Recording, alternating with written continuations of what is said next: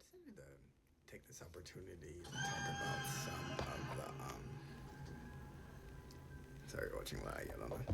Um, talk about some of the folklore, folk narratives that are present in this particular region of North America and on the West Coast.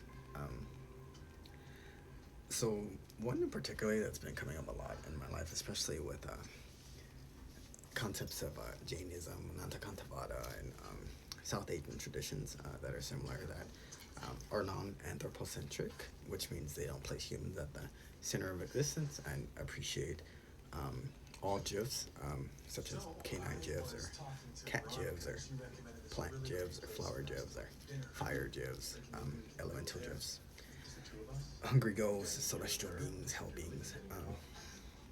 There's a narrative that's commonly told called the man, the boy, and the donkey, and it's something like there's a man and a boy and a donkey, and they're traveling across a road in Mexico, and at first the donkey, the man, and the boy are all walking next to each other on their pilgrimage somewhere, and then there's someone who says from the side of the road that, look at that man and that boy, they're so silly, they don't even know how to use a donkey, they can just use the donkey to carry themselves across to wherever their voyage needs to be.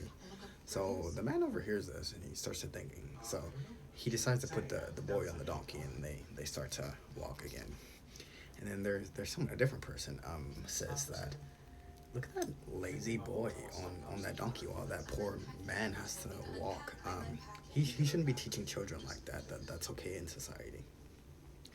So the man hears this again, and he decides instead to go on the donkey and let the boy walk. And there's someone that says, that poor child has to walk while that man's on the donkey, just riding and being lazy. That's such a terrible way to go out raising a child. So the man hears this too. So both the man and the boy hop on the donkey, and they start to go forward. Then there's someone that says, that poor donkey. He has to carry that man and that boy. They shouldn't treat animals like that. That's not right. So the moral of this story is, please everyone and you please no one, and it's commonly told to influence and encourage ethics students to kind of trust their intuition, but also take a fallibilistic approach to knowledge. So like consider everyone's opinion, but don't let it particularly affect how you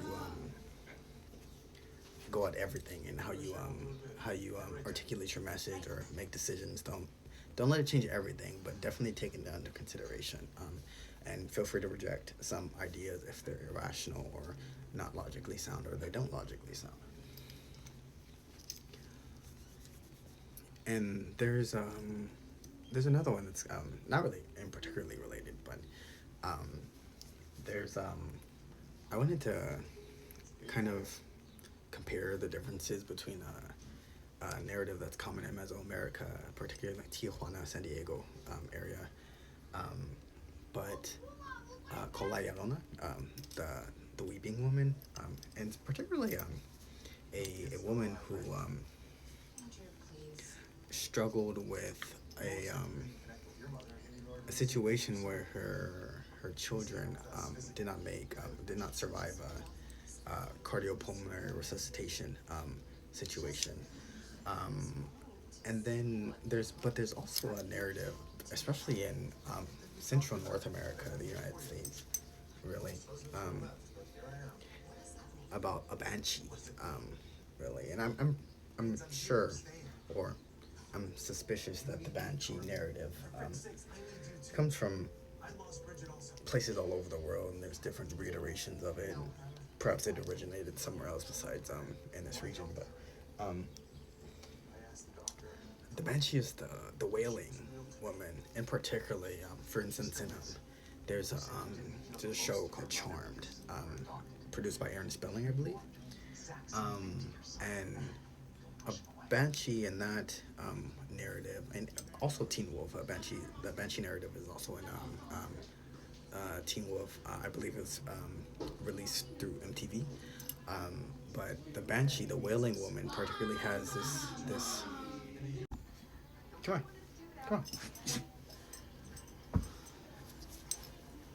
But yeah, the Banshee has this ability to kind of throw her screams, essentially, and some narratives say it causes people's ear to bleed. Sometimes it causes people to fly back, like it becomes something that's metaphysical, but becomes something physical that relates to Newton's law of gravity.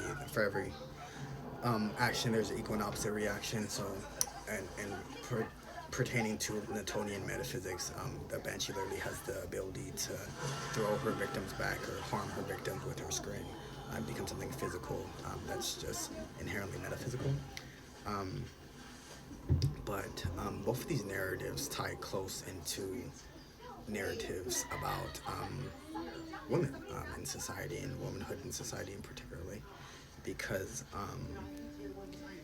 there's a concept, particularly in the United States, where the vast majority, outrageous majority of women incarcerated in the United States are jailed for nonviolent offenses, and in particularly nonviolent, so non-physically violent offenses. So they're jailed for crimes that relate to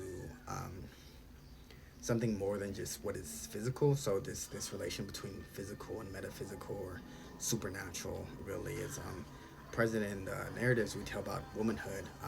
And there's also a strong discouragement, especially in feminist ethics and feminist philosophy, womanism, through Alice Walker's narrative, to avoid demonizing women and avoid tropes about women. And Anita Sarkeesian, with Feminist Frequency, talked a lot about this when, I believe, when her website was still up, and she was still talking about the hypersexualization and demonization of women in contemporary video games.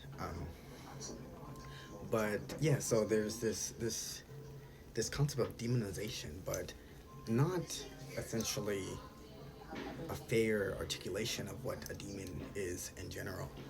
It's kind of like a hogged narrative or monopolized narrative of what a demon is, kind of like a harmful beast, essentially, or a malicious force, essentially. But as I said, this is monopolized. This is hogged. This phenomenological perspective, or this perspective, is hogged by a dominating, or some would say, and through some theories, a colonizing idea or sexist idea of what it means to be a demon, or the concept of the supernatural in general.